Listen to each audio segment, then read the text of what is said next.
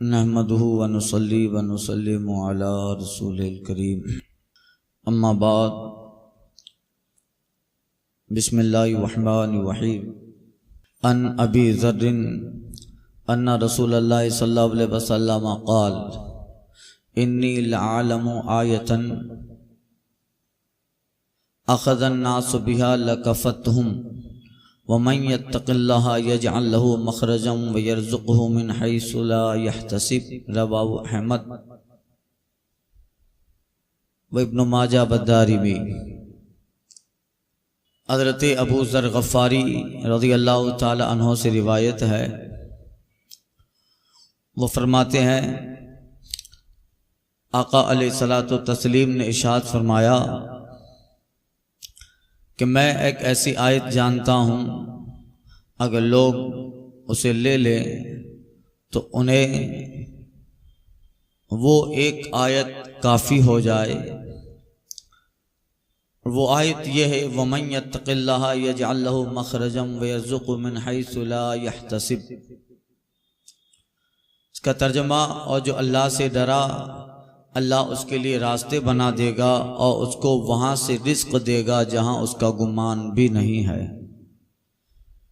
حضور کا فرمانے کا مطلب، یہ آیت کریمہ جہاں ایک بہت بڑا مفہوم، بہت بڑا معنی ہے، وہاں لوگوں کے معاملات کی درستگی کے لیے ایک بہت بڑا وظیفہ بھی ہے۔ فرمایا اگر اسے لے لیں لَكَفَتْهُمْ، تو یہ آیت کریمہ سب کو کافی ہو جائے، ان کے ہر معاملات میں کافی ہو جائے۔ اس لیے علماء عاملین اس آیت پاک کا ورد کرتے ہیں اور ورد بتاتے ہیں، خاص کر کے رزق کے حوالے سے۔ جو آیت کریمہ پڑھے گا اللہ تعالیٰ اسے اس پریشانی سے ضرور چھٹکارا دے گا۔ اب حدیث پاک میں مطلق ہے، کوئی پڑھنے کی تعداد نہیں بتائیے کہ آپ کو صبح پڑھنا ہے، شام کو پڑھنا ہے، کب کتنی بار پڑھنا ہے، مطلق ہے۔ تو اب اس کا مطلب یہ ہوا آپ کو اپنے فرصت میں جب بھی وقت ملے اس آیت کریمہ کا ورد کریں۔ جس مقصد کے لیے اس آیت پاک کا ورد ہوگا اللہ تعالیٰ ضرور اس کو بر لائے گا۔ وَمَن يَتَّقِ اللَّهَ يَجْعَل لَّهُ مَخْرَجًا وَيَرْزُقْهُ مِنْ حَيْثُ لَا يَحْتَسِبُ۔ مگر علماء کرام نے اس کے لیے عاملین نے ایک طریقہ بتایا، روزانہ 500 مرتبہ یہ آیت کریمہ اپنے ورد میں رکھی جائے۔ اب 500 مرتبہ 5 نمازیں ہیں، 5 نماز میں 100 مرتبہ ایک تسبیح گویا پڑھنے کا معمول بنا لیں۔ فجر کے بعد، عصر و مغرب، ظہر عشاء کے بعد 100 مرتبہ، یا جب مناسب وقت، فرصت کا وقت ملے، رات کو سوتے وقت 500 مرتبہ پڑھا جائے۔ تو پھر حضور فرماتے ہیں، میں نے یہ آیت کریمہ کے تعلق سے گویا کہہ رہا ہوں، اخذ الناس بہا، لوگ اگر اسے لے لیں، لوگ اسے ورد میں رکھیں، لوگ اسے پڑھتے رہیں، لَكَفَتْهُمْ، انہیں کافی ہو جائے۔ اب یہ بھی ان کے لیے عام جملہ ہے، کافی ہو جائے کس معاملے میں؟ تندرستی میں کافی ہو جائے، رزق میں کافی ہو جائے، معاملات میں کافی ہو جائے، کاروبار میں کافی ہو جائے، مرض اور صحت میں کافی ہو جائے۔ جس اعتبار سے پڑھے لَكَفَتْهُمْ، آقا کہتے ہیں یہ آیت لوگوں کو کافی ہے۔ یہ آیت کریمہ یاد کر لے اور اس کا ورد شروع کرے تو انشاءاللہ تعالی، کیونکہ بہت سارے اعمال جو احادیث میں جن کا ذکر آیا ہے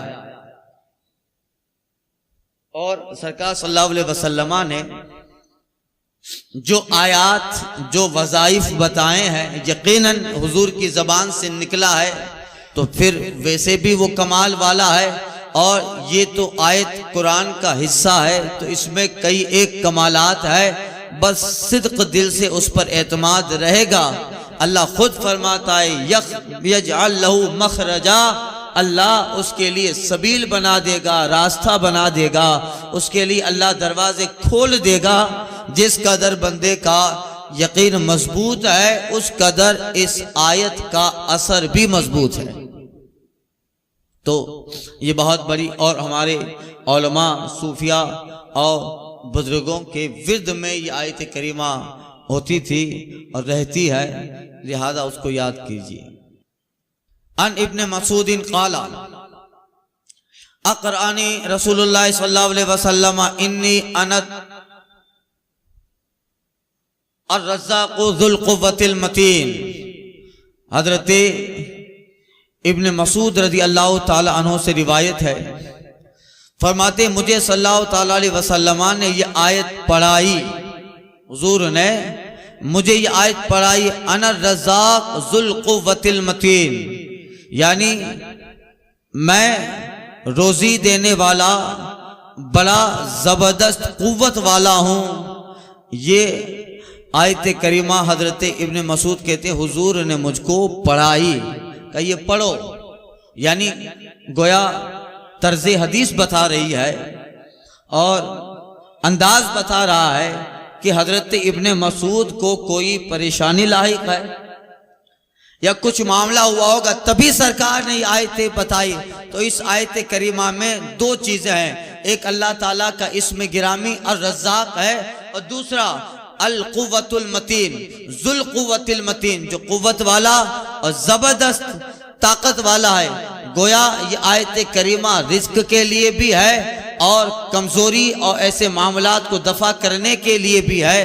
تو اس آیت کریمہ کا ورد رزق بھی لاتا ہے اور بندے کو دشمن کے مقابلے میں طاقت فراہم کرتا ہے، طاقت دیتا ہے۔ انا الرزاق ذو القوة المتین۔ تو اب یہ مختلف ورد و وظائف ہیں جو احادیث میں آئے ہیں، اور سرکار صلی اللہ علیہ وسلم نے بارہا ایسے عمل صحابہ کو بتائے۔ کوئی پریشانی لے کے آتا تھا، مصیبت لے کے آتا تھا، ایک صحابی آئے کہا یا رسول اللہ پریشان ہوں، تو سرکار صلی اللہ علیہ وسلم نے اسے بتایا کہ جب گھر سے صبح نکلا کر تو آیت الکرسی شریف کا ورد کر لیا کر، آیت الکرسی کا ورد کر لو صبح گھر سے نکلنے سے پہلے، اللہ تعالیٰ سارا دن رزق بھی دے گا، بہتر معاملہ بھی فرمائے گا، اور دنیا کثرت کے ساتھ تمہارے پاس آئے گی۔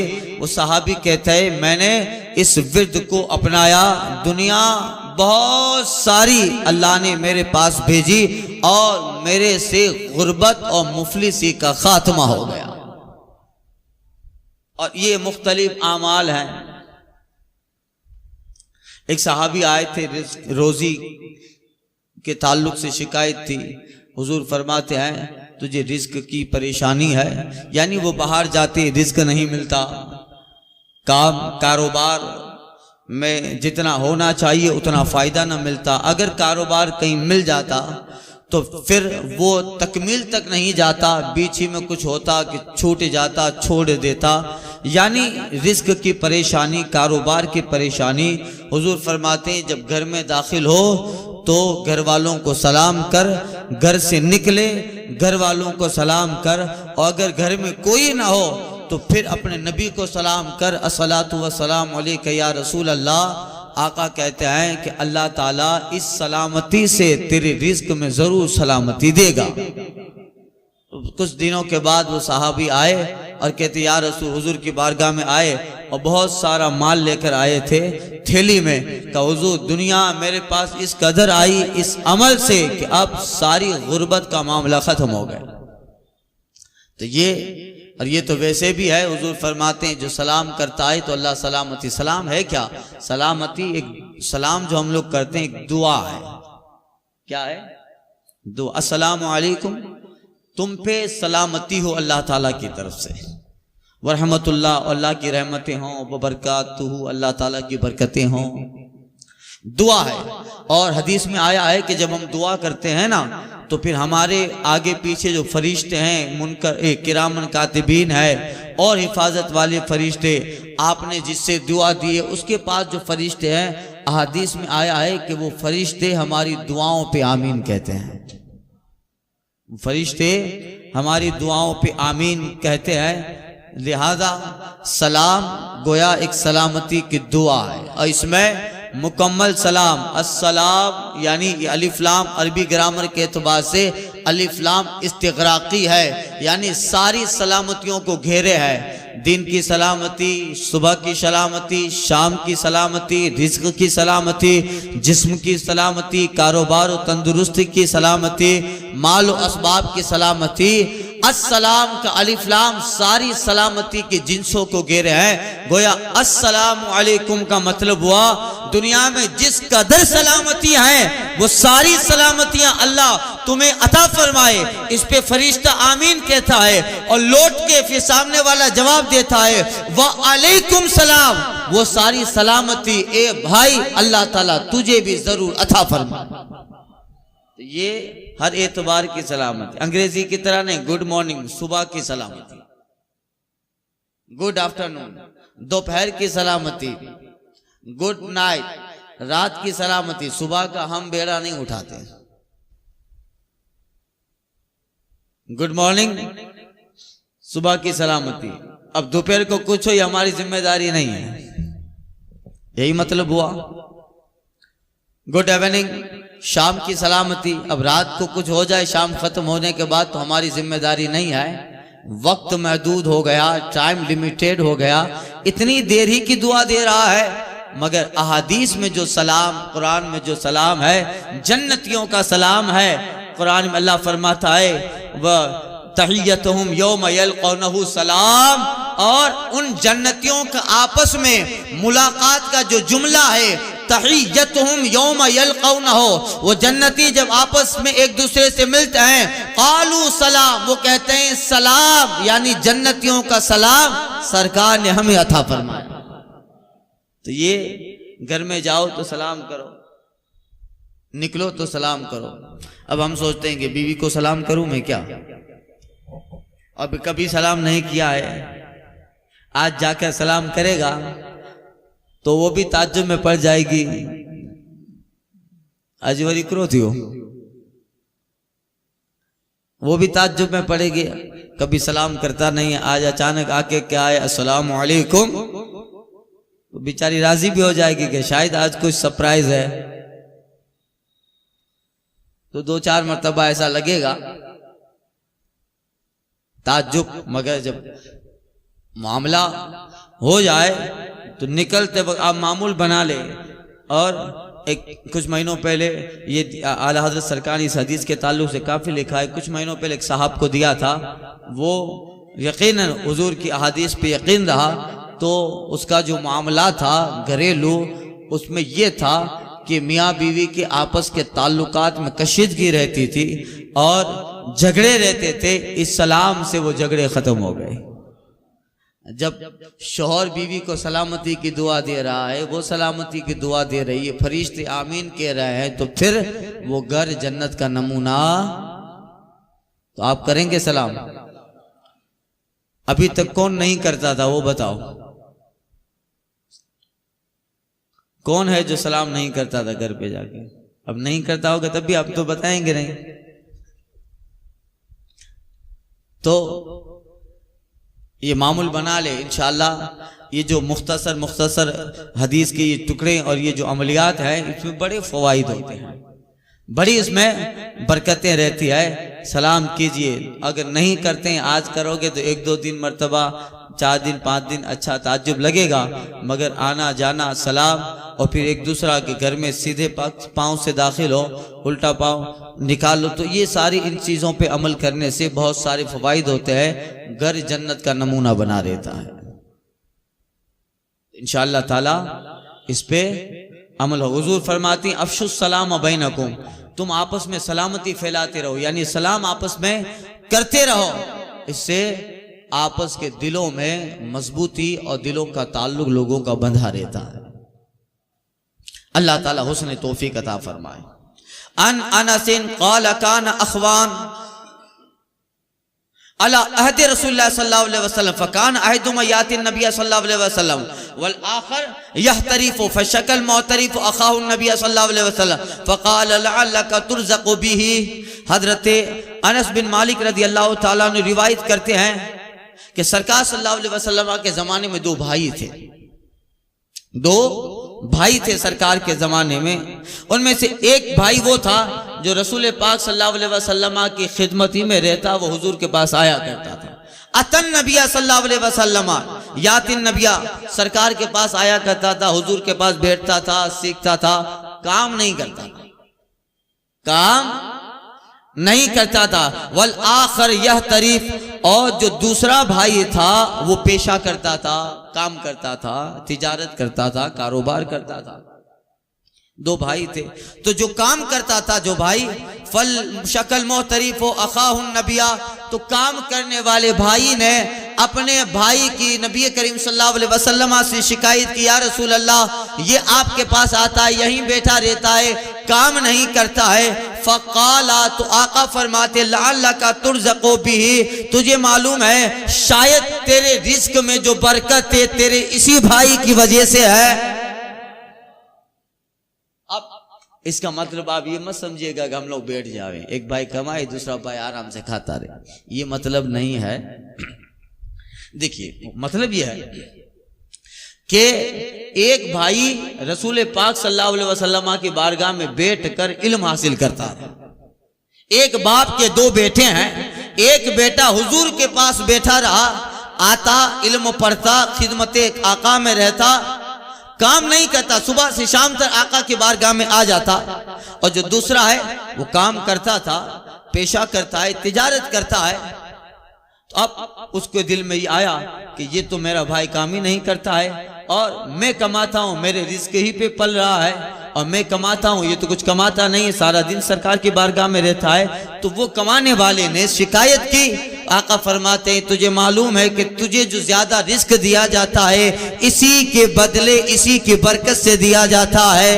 گویا مطلب یہ ہے کہ اگر کسی کے دو بیٹے ہیں، کسی کے دو بیٹے ہیں، تو باپ کو چاہیے کہ ایک بیٹے کو کاروبار میں لگا دے اور ایک بیٹے کو دین میں لگا دے، ایک بیٹے کو دین میں لگا دے، ایک کاروبار میں لگا رہے، ایک اللہ اس کے رسول کا دین سیکھے، دین پڑھے، اور ایک دنیا کا کاروبار کر کے اپنا گزران چلائے، ان سب کی فکر کرے، ان سب کا گزارا چلاتا رہے، تو پھر وہ جو دنیا کما رہا ہے اللہ اسے زیادہ برکتیں دے گا، اس لیے کہ اسی کے رزق سے یہ علم پڑھنے والے کو حصہ ملتا ہے، اور اسی علم کی برکت سے اس کے بھائی کو بھی روزی دی جاتی ہے۔ تو پھر یہ ہمارے صالحین میں ہوتا تھا، اگر دو بیٹے ہوتے تھے تو ایک بیٹا عالم بنتا تھا، ایک بیٹا دکان لگا لیتا تھا۔ اب چار بیٹے ہیں، ایک انجینئر بنے گا، ایک ڈاکٹر بنے گا، ایک کیمسٹری کرے گا، ایک فزکس میں پاس ماسٹری کرے گا، چاروں بیٹے تو دنیا میں لگا دی۔ اللہ کے لیے کون سا بیٹا لگا؟ اللہ کے لیے کون سا بیٹا لگایا؟ تو ایک بیٹا اللہ کے لیے بھی لگانا ہے۔ حضرت سفیان ثوری رحمۃ اللہ تعالی علیہ کی والدہ ہیں، تو ایک ہی بیٹا تھا۔ حضرت سفیان ثوری چھوٹے ہیں، اور ان کی والدہ دعا کرتی ہے، جب تھوڑے بڑے ہو گئے حضرت سفیان ثوری، مولا ان کی والدہ دعا کرتی ہے حضرت سفیان ثوری کی، اے اللہ اگر میرے پاس 10 بیٹے ہوتے یا میرے پاس 2 بیٹے ہوتے تو ایک میرا گزران چلاتا اور ایک کو میں تیری راہ میں وقف کر دیتی تاکہ تیرے دین کا کام کرتا رہے، تیرے مذہب کا اور اسلام کا کام کرے، مگر مولا میرا ایک ہی بیٹا ہے، اگر یہی بیٹا میری خدمت میں لگا رہے اور میرا گزران چلائے تو پھر تیرے دین کے لیے کون کام کرے گا؟ اس لیے مولا میری زندگی تیرے بھروسے، ایک بیٹا تیرے دین میں میں نے وقف کر دیا، ایک بیٹا تیرے دین میں وقف کر دیا۔ حضرت سفیان ثوری کو بہت دور کہیں مدرسے میں چھوڑ کے آئی، پڑھتے رہے، عالم بنے، محقق بنے، محدث بنے، بہت بڑے حدیث کے جو ہے نشانات محدث بن گئے۔ 20 22 25 سال کے بعد گھر پہ آئے، دروازے پہ دستک دی، اماں کا کون؟ کا تیرا بیٹا سفیان۔ ماں کہتی ہے میرا ایک ہی بیٹا تھا جس کو اللہ کے راہ میں دے دیا ہے، اور جب رب کی راہ میں دیا ہے تو پھر بندے کا حق ہے کہ وہ لینا، وہ واپس نہیں لے۔ میں نے تو ایک بیٹا میرا اللہ کی راہ میں دے دیا ہے، اب اللہ کی راہ میں دی ہوئی چیز واپس تھوڑی نہ لی جائے گی۔ بیٹا اگر واقعی میرا بیٹا ہے تو جا، میں نے تجھے اللہ کے نام پہ دیا ہے، اب قیامت ہی میں اپنی ماں سے ملاقات کرنا ہے، قیامت میں اپنی ماں سے ملاقات کرنا ہے۔ میرا رب میرا کفیل ہے اور میرا گزران مجھے کہیں نہ کہیں سے رزق دے دیتا ہے، میں نے تجھے اللہ کے لیے دیا ہے، اب واپس تو اتنے سالوں کے بعد آیا ہے، دل میں محبت بڑھے گی، تجھے بٹھاؤں گی، تو زیادہ دیر یہاں رہے گا اتنا دیر تیری پڑھائی میں نقصان، تیری حدیث میں نقصان، دین کی تبلیغ میں نقصان، لہذا میں نے رب کے نام پہ دیا ہے۔ اے بیٹا اگر رب چاہے تو اب عالم حشر ہی میں ملاقات ہے۔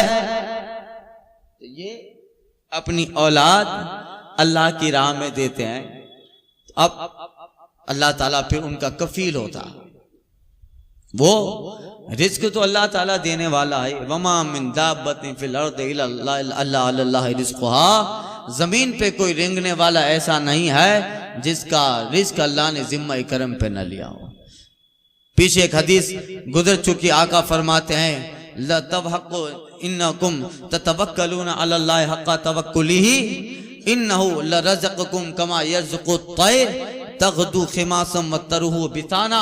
حضور کہتے ہیں اگر تم اللہ کی ذات پہ بھروسہ کر لو تو اللہ تمہیں ایسا رزق دے گا جیسے پرندے کو دیتا ہے، تغدو خماسا وتروح بطاہا، کہ پرندہ صبح خالی پیٹ جاتا ہے اور شام کو اللہ تعالیٰ ہر پرندے کا پیٹ بھر دیتا ہے۔ کوئی پرندہ خالی لوٹتا نہیں ہے، جب پرندہ خالی نہیں لوٹتا ہے تو انسان تو اشرف المخلوقات ہے، خالی لوٹے گا؟ نہیں لوٹے گا۔ تو لوگ سوچتے ہیں 5000 میں مولانا بنا کے کرے گا کیا؟ 5000 تنخواہ میں اگر مولانا بنایا تو کرے گا کیا؟ انجینئر بناؤ، ڈاکٹر بناؤ، بے شک یہ ساری چیزیں بنانی چاہیے، جس معاشرے میں جہاں رہ رہے ہیں وہاں ان چیزوں کی اہمیت ہے، ہونی چاہیے، مگر اللہ نے 2 بیٹے دیے ہیں، ایک کو دنیا میں لگاؤ مگر دوسرا اللہ کے دین میں لگے، اللہ کے دین میں لگے۔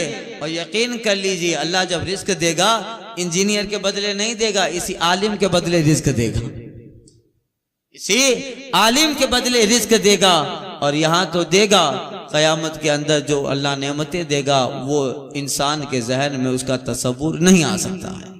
تو پھر ایک بیٹا اللہ کے دین میں بھی لگنا چاہیے، قرآن سکھاؤ، قرآن کی تعلیم اس کو دین میں لگا دو، وہ جہاں رہے بس دین کی مسلک کی مذہب کی خدمت کرتا رہے، تو پھر اس کے ہر عمل ہر نیکی اسے بھی ملتی رہے گی، اور اس کی ہر نیکی کا بدلہ اللہ ماں باپ کو بھی دیتا رہے گا۔ تو یہ دماغ اور یہ سوچ ہے تو یقیناً اللہ تعالیٰ بہتر دینے والا ہے۔ تو یہ سوچ پیدا ہونی چاہیے کہ 2-4 بچے ہیں تو ایک کو ضرور عالم بنانا چاہیے، ایک کو ضرور عالم بنانا چاہیے، اور یہ فکر چھوڑیں کہ 5-10 ہزار میں کیا کرے گا چھوٹی موٹی مسجد میں۔ ارے اس کا جو وقار ہے دنیا نہیں سمجھ پاتی ہے، اس کا وقار ہے یہ جو ممبر لگا ہے نا، دنیا کا بڑا دھنوان اور سیٹ ادھر نہیں بیٹھ سکتا ہے۔ کسان کا بچہ اگر علم پڑھ لیتا ہے بڑے لوگوں کے سامنے اور بڑے دھنوانوں کے سامنے حضور کی جگہ پر بیٹھ کے خطبہ دے رہا ہے، یہ مقام دنیا کے کسی آدمی کو نہیں حاصل ہے۔ بتاؤ کسی کو حاصل ہے ادھر بیٹھنے کا حق؟ یہ اسی کو حاصل ہے جس کے دل میں رسول پاک کے علم کا حصہ مل گیا۔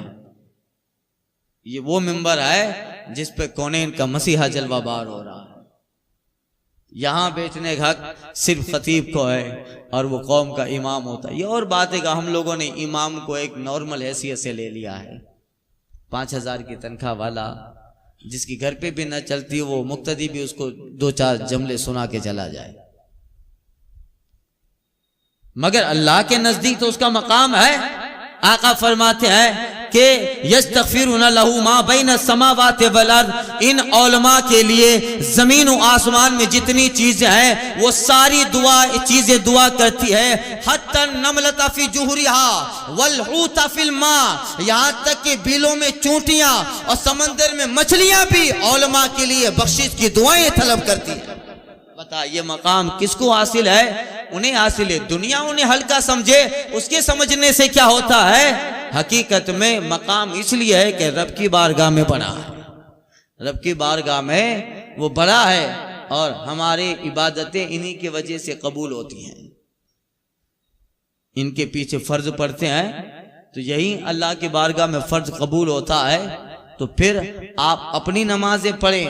بتاؤ ان اکیلے پڑھنے والی نمازیں بہتر ہے یا جماعت سے پڑھنے والی؟ کون سی نماز بہتر ہے؟ جماعت سے پڑھنے والی. اور اکیلے آپ پڑھو نہ پڑھو قبول ہو نہ ہو، مگر جماعت کے ساتھ پڑھی ہوئی قبول تو ہے، بلکہ اتنی قبول ہے کہ جماعت سے پڑھی ہوئی ایک نماز 27 نمازوں کے برابر ہے، اور پھر وہی بارگاہ الہی میں قبول ہے. یہ کن؟ ان علماء، ان ائمہ کی بدولت. یہ ان کا مقام ہے. آپ یہ مت سمجھے گا مولانا خود کی تعریف کر رہے ہیں، تو ہم اپنی تعریف کیا کریں؟ ہمیں تو کچھ وہ کمال بھی نہیں ہے. یہ ان علماء کی باتیں ہیں جو حقیقی معنوں میں علماء کہلانے کے لائق ہے، جس کے لیے قرآن کہتا ہے انما یخشی اللہ من عبادہ العلماء، اللہ کے بندوں میں اللہ سے وہی ڈرتے ہیں جو علماء ہیں، وہی اللہ سے ڈرتے ہیں. تو پھر اس صاحب کو جو رزق مل رہا تھا، حدیث کا مفہوم ہے، حضور فرماتے ہیں لعلک ترزق بہ، کہ تجھے اسی کی وجہ سے رزق دیا جا رہا ہے، اسی کی برکت سے تجھے روزی مل رہی ہے. یعنی علم کی بڑی قدر ہے، اور علم میں پڑھنے میں لگا رہنا چاہیے. اور یہ اعتبار کر لیں، یقین کر لیں کہ اللہ تعالیٰ رزق دینے والا ہے، اور اس نے قرآن میں رزق کا بڑا مضبوط بندے سے وعدہ فرما لیا. پھر اللہ تعالیٰ معاملہ ضرور آسان کر دے گا. تو اس حدیث کا مفہوم یہی ہوا، علم میں تعلیم میں لگے رہو، اولاد کو اچھے اخلاق اور اچھے قرآن کی تعلیم سے قریب کرتے رہیں. آج کا زمانہ بڑا خطرناک ہے. 8 سال 10 سال کے بچے کے ہاتھ میں بھی موبائل آ گیا ہے. ہمارے گھروں سے اسلامی معاشرہ نکلتا جا رہا ہے، ہمارے گھروں سے اسلامی روایات کی دھجیاں اڑ رہی ہیں. اب ہم اپنی دیوار اونچی کرنے کی ضرورت نہیں ہے مکان کی، کہ مکان میں جوان بیٹی ہے، جوان بچیاں ہیں، مکان کی دیوار اونچی کرنے سے کوئی فائدہ اب نہیں ہے. اس لیے کہ آج ہماری اولاد کے پاس موبائل آ گیا ہے، تو جہاں موبائل ہے وہاں دیواریں اونچی کرنے سے کوئی فائدہ. اور اتنا ہمارے قریب ہو گیا، اتنا قریب ہو گیا کہ یہ برائیاں دروازے تک نہیں آئی، ہمارے کمبل کے نیچے تک آ گئی ہے. 8 سال کا بچہ بھی اگر موبائل نہ دو تو روتا ہے. لوگ کھلونوں سے کھیلتے تھے بچے ایک زمانے میں، اور کھلونا چاکلیٹ دے کر بچے راضی ہوتے تھے. آج بچے ان چیزوں سے راضی نہیں ہوتے، بچہ موبائل سے راضی ہو جاتا ہے. ہو رہا ہے، اور روزانہ نئی نئی چیزیں آ رہی ہے. ہم نے اپنے بچوں کو بھی ان چیزوں کا عادی بنا دیا، جس کی کوئی ضرورت ان بچوں کو نہیں ہے، جس کی مطلقاً ان اولاد کو ضرورت نہیں ہے، ان بچوں کو ضرورت نہیں ہے، اور مطلقاً ان کا اس میں کوئی فائدہ بھی نہیں ہے. مگر ہم نے اپنے بچوں کو ان چیزوں کا ایسا عادی بنا دیا. اب گھر سے اسلامی تہذیب نکل رہی ہے. باپ دوپہر کو تھکا ہارا گھر پہ آئے گا، بیوی موبائل میں لگی پڑی ہے، بچہ بھی اسکول سے آ کر گیم کھیل رہا ہے، بچیاں بھی اسکول سے آ کے گیم کھیل رہی ہے. بیچارہ باپ مزدوری کر کے آیا ہے، کچن میں اکیلا جا کر کھانا نکال لیتا ہے، کھا لیتا ہے، آدھا گھنٹہ آرام کر کے پھر کام پہ چلا جاتا ہے. رات کو آیا یہی حال. بتاؤ اسلامی تہذیب کہاں رہی؟ اسلامی تہذیب کا جنازہ نکل گیا. اور زیادہ وقت ہمارے گھروں کا ٹی ویوں میں، دھاراوائک سیریلوں میں اور موبائل اور گیمز میں چلا گیا، بچہ باپ کے قریب نہیں آ پا رہا ہے، باپ بچے کے قریب جاتا ہے تو بچہ باپ سے محبت سے ملتا نہیں ہے، اس لیے کہ اس کا دماغ باپ کی طرف نہیں ہے، موبائل میں لگا ہے۔ بہت کم وقت ملتا ہے کہ بیٹا اور باپ ملیں۔ ظاہر باپ ہے، جن اولاد کو باپ کی اچھی صحبت نہ ملے اس اولاد کے لیے آپ آگے امام غزالی اور بایزید بستامی کا خواب دیکھیں، یہ بیکار ہے یہ۔ اور آج کل اگر ان چیزوں پہ پابندی نہیں لگائی گئی تو آنے والے 2 4 10 سال کے بعد ہماری بچیاں بھی ٹک ٹاک اور یوٹیوب پہ ناچتی ہوئی دکھیں گی، اور ہو رہا ہے، یہ ہو رہا ہے۔ راجستھان کا ایک واقعہ صاحب بتا رہے تھے، بارات لے کے گئے تو جیسے ہی دلہن کے گھر کے قریب پہنچتے ہیں، دلہا کے ایک دوست نے بتایا تیری جس سے شادی ہونے والی ہے، دیکھی ویڈیو، اس نے ٹک ٹاک پہ اپنا ایک ویڈیو ڈالا تھا، اس پہ وہ عورت ناچ رہی تھی۔ دلہا اپنے باپ سے کہتا ہے واپس آؤ، کیا کہا اس سے شادی نہیں کرنی۔ خبر ملی دلہن کے باپ کو، دلہن کا باپ بولتا ہے یہاں آ کر اتنا خرچہ کروایا، واپس لوٹے ہو، میں تم پہ کیس کروں گا۔ کہا جیل جانا منظور ہے مگر انٹرنیٹ پہ ناچنے والی عورت سے شادی کرنا منظور نہیں ہے۔ نیٹ پر اور لوگوں کے سامنے ناچنے والی کا دیکھ تیری بیٹی کیا کر رہی ہے، اور یہ سب کے سامنے اس کو ہزاروں لاکھوں لوگوں نے اس ویڈیو کو دیکھا ہے، تیری بچی ناچ رہی ہے، اس سے میں نکاح کرنے والا نہیں ہوں۔ یہ ساری نحوستیں انٹرنیٹ لے آیا۔ اس کا اچھا استعمال ہے مگر اس کا زیادہ تر برا استعمال ہے۔ اس لیے میں اکثر کہتا ہوں ہمارے بچوں کو ان چیز کی ضرورت نہیں ہے تو کیوں ہم ان کے ہاتھ میں کھلونوں کی بجائے یہ موبائل دے رہے ہیں، یہ نیٹ دے رہے ہیں، یہ گیمز دے رہے ہیں۔ دنیا کی ٹی ویوں اور دھاراوہک کے اندر جو ہے وگناپنس یعنی ایڈورٹائز آتی ہے، موبائل میں گیم، تمہارے بچوں کا دماغ، اس طرح لوگ آرٹیکل لکھتے ہیں کہ یہ غلط ہے۔ یہ صرف اپنا دھندا چلانے کے لیے لوگ اس طرح کے اپلیکیشن سافٹ ویئر ڈال کر اپنے اولاد کو خراب کرنے کی فکر میں ہے۔ اس سے خراب نہیں، بچہ اچھا نہیں بن سکتا ہے۔ ان کے ہاتھ سے اس چیز کو چھین لو، مکمل طور پہ بچہ اپنی پڑھائی میں دھیان دے، فارغ وقت میں ماں باپ ان کے ساتھ وقت گزارے، یہ بچہ اچھا بنے گا، اس کی گارنٹی ہے۔ اس کا ضرور اس کی گارنٹی دی جائے گی، لہذا اس کی کوئی ضرورت بچوں کو نہیں ہے۔ کوشش کیجئے ہمارے بچے ان ساری بلاؤں سے دور رہیں، ہم بھی دور رہیں ان باتوں سے۔ ہمیں بھی کوئی اتنا بڑا کاروبار نہیں چلانا ہے، ہم بھی دور رہیں۔ جو وقت ہے اس وقت کو غنیمت جان کے the time is the gold کا فلسفہ اور فارمولا سمجھ کر اس کو اچھی چیزوں میں استعمال کریں۔ اس لیے آج ہر کسی کو دیکھو ایک ہی چیز میں لگائے۔ صبح جب فجر کے لیے آتا ہوں تو صبح 6 بجے سڑک پہ لوگ جو ہے بیٹھے رہتے ہیں اور واکنگ کرتے رہتے ہیں۔ بتائے صبح 6 بجے بھی دوڑتے دوڑتے موبائل میں گیم کھیل رہے ہیں۔ کتنی عادی ہو گئی ہے یہ قوم ان چیزوں کی۔ اب اس کے بغیر چارہ نہیں ہے۔ اب اس کی عادت ایسی ہو گئی ہے کہ اگر 1 گھنٹہ بھی نیٹ بند رہتا ہے لوگوں کا تو اندر سے کچھ ہونے لگتا ہے۔ ایک صاحب مجھے 3 بجے فون کیا تھا کچھ مہینوں پہلے کہ باپو آپ کے پاس وہ سافٹ ویئر ہے، مجھے نیٹ کا اتنا کا ریچارج کر دو۔ مولا یہ 2-2:30 بجے کوئی ریچارج کا وقت ہے؟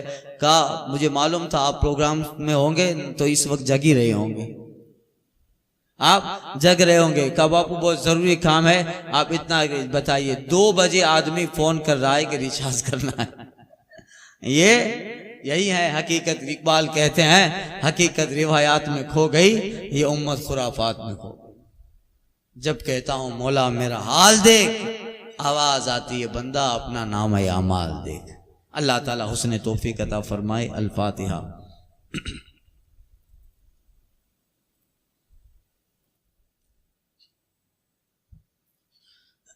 ان اللہ و ملائکتہ یصلون علی النبی یا ایھا الذین آمنوا صلوا علیہ وسلموا تسلیما۔ صلی اللہ سیدنا محمد و آلہ وصحبہ اجمعین۔